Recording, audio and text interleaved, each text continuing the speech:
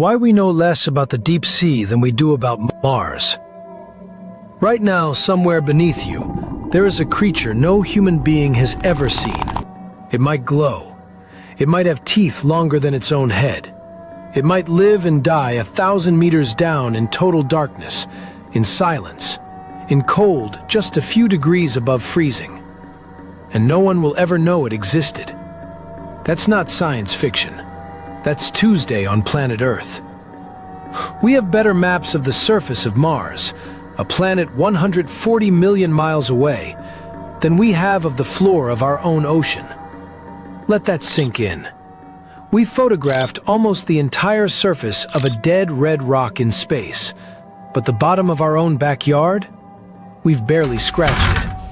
So today, we're going down, way down, into the crushing, lightless, alien world of the deep sea, to find out why it's still a mystery, meet the nightmare-fuel creatures that live there, and revisit the true story of 5 people who went looking for answers and paid for it with their lives.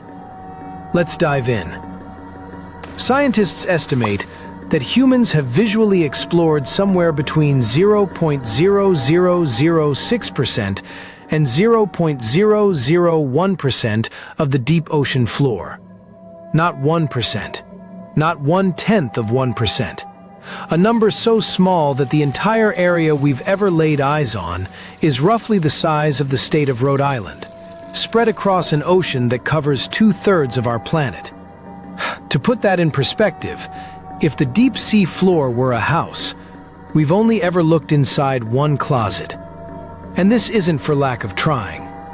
Since the late 1950s, humans have made more than 43,000 deep-sea dives using submersibles, robots, and cameras.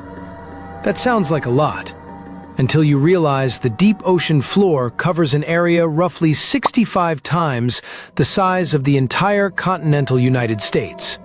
Even worse, almost all of those dives happened in the same handful of places.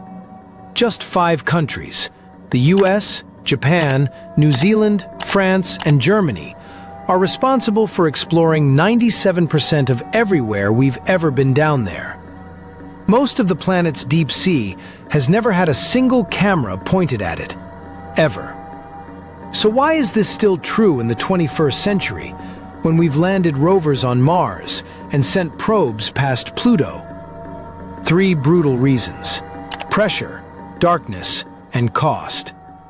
Pressure is the big one. For every 10 meters you descend, the water pressure increases by roughly 1 atmosphere.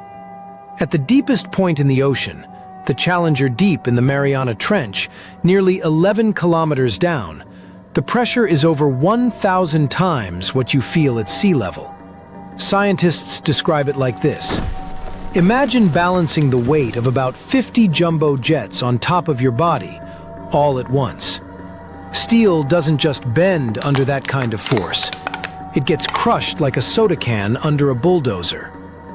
Darkness is the second wall. Sunlight disappears completely by around 1,000 meters down. Below that is what scientists literally call the midnight zone. Permanent, total blackness, forever.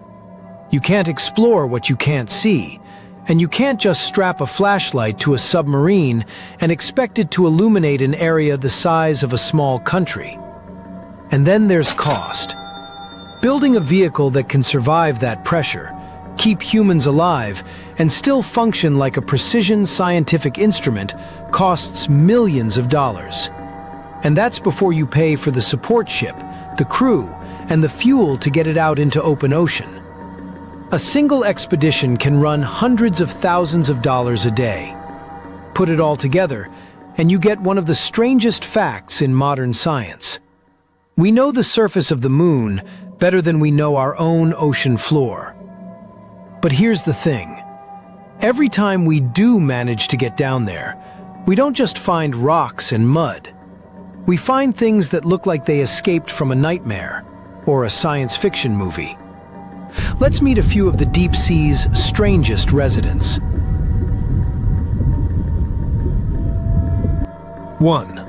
The anglerfish. You've probably seen this one. the fish with a glowing lure dangling in front of its face like fishing bait. That glow isn't magic. It comes from bioluminescent bacteria living in a special organ. In a world with zero sunlight, the anglerfish essentially built its own headlamp to hunt with. But here's the part that sounds made up. In many anglerfish species, the male is tiny, sometimes just a few centimeters. And when he finds a female, he literally bites into her body and fuses with her permanently. His organs dissolve except for the reproductive ones. He becomes a living, breathing appendage. Scientists call it sexual parasitism. Nature really said, down here, we don't do romance, we do survival. 2. The giant squid. For centuries, sailors told stories of massive sea monsters called the Kraken that could drag entire ships underwater. Turns out, they weren't entirely making it up. The giant squid can grow over 12 meters long, with eyes the size of dinner plates, the largest eyes of any animal on Earth, designed specifically to catch the faintest traces of light in the deep. For most of human history, we only knew this animal existed because its corpses occasionally washed ashore. The first photographs of a live giant squid in its natural habitat weren't captured until 2004. Think about that. A creature the length of a school bus, and it took us until the 2000s just to catch it on camera. 3. The Dumbo octopus. Named after the Disney elephant, this deep-sea octopus has two ear-like fins on its head that it flaps to swim gracefully through the water like it's floating. It lives deeper than almost any other octopus species, sometimes over 4,000 meters down. And unlike its shallow water cousins, it doesn't squirt ink, because down there, in total darkness, ink would be completely useless as a defense. 4.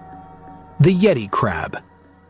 Discovered near hydrothermal vents in 2005, this crab has long, hairy blonde arms, which is exactly as strange as it sounds. Scientists believe it actually farms bacteria on those hairs and eats them, essentially growing its own dinner on its arms like a tiny underwater garden. 5. The goblin shark. This one looks like evolution's rough draft. It has a long, flat snout and, this is the terrifying part, a jaw that can shoot forward out of its mouth like a slingshot to snatch prey, then snap back into place. It's one of the oldest shark lineages on Earth, sometimes called a living fossil, because it's barely changed in over 100 million years. 6. The barrel-eye fish. And finally, one of the strangest of all. A fish with a completely transparent head. You can literally see its tube-shaped eyes rotating inside its see-through skull, constantly scanning upward for the silhouettes of prey against the faint light from above. Here's the wild part. Scientists believe there could be somewhere between 700,000 and 1 million species living in our oceans, and roughly 2/3 of them haven't even been discovered yet. So the deep sea isn't just unexplored because it's hard to reach. It's unexplored because every time we push a little further into it, it reminds us how much we still don't know, and how dangerous getting those answers can be. Which brings us to a story you've probably heard about, but maybe not the full truth of what happened. On June 18, 2023, a submersible called Titan, operated by a company named OceanGate, began a dive toward one of the most famous shipwrecks in human history, the Titanic, resting about 3,800 meters, nearly 2.4 miles, beneath the surface of the North Atlantic. On board were 5 people: OceanGate's CEO and pilot, Stockton Rush, Veteran deep-sea explorer Paul-Henri Nargeolet, who had visited the Titanic wreck more times than almost anyone alive. British businessman Hamish Harding, Pakistani businessman Shahzada Dawood, and his 19-year-old son, Suleiman. About an hour and 45 minutes into the dive, contact with the surface ship was lost. What followed was one of the most closely watched search and rescue operations in modern history. For days, the world hoped the crew might still be alive, trapped but breathing, somewhere on the ocean floor. Ships, planes, and sonar equipment from multiple countries scrambled to the site. News anchors counted down the oxygen supply hour by hour, but investigators would later determine that hope had never really been possible. On June 22nd, a remotely operated vehicle found debris from Titan scattered near the Titanic's bow. The vessel had suffered what officials called a catastrophic implosion. Here's what that actually means in plain terms.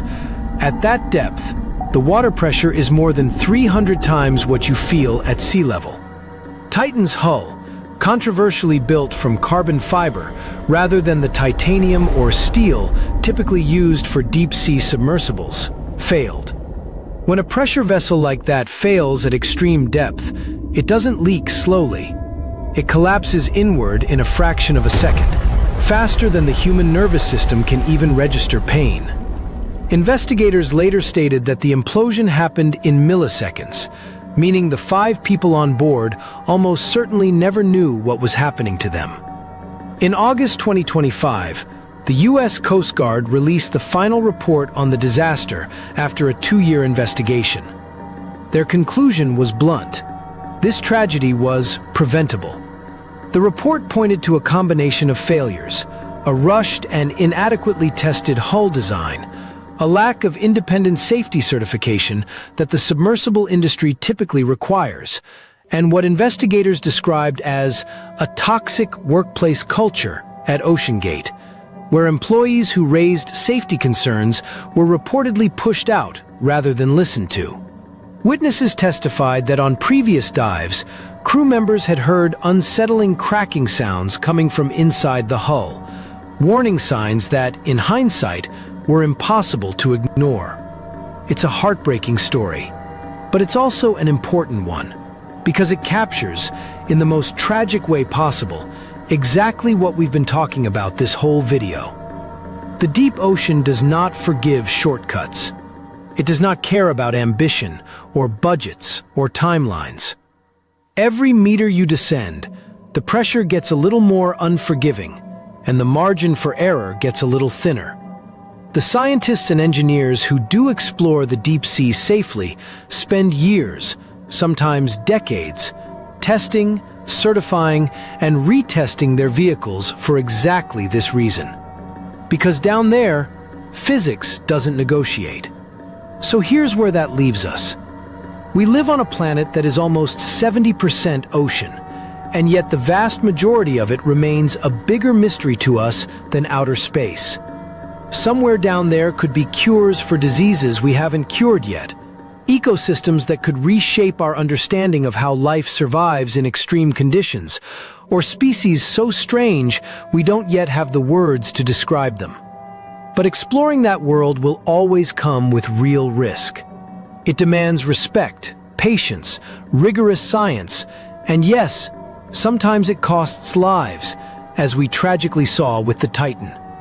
Every anglerfish, every giant squid, every impossible creature caught on camera for the very first time is a reminder that discovery is still happening. We haven't run out of unknowns, not even close. In fact, we've barely gotten started. Somewhere down there, right now, in the cold and the dark and the crushing silence, something is swimming past a camera that hasn't been invented yet, waiting for someone brave enough and careful enough to finally see it. If this blew your mind, imagine what's still waiting to be found. Let me know in the comments, which deep-sea creature freaked you out the most? And if you want part 2, where we go inside the actual hydrothermal vents that might explain how life on Earth even began, make sure you're subscribed,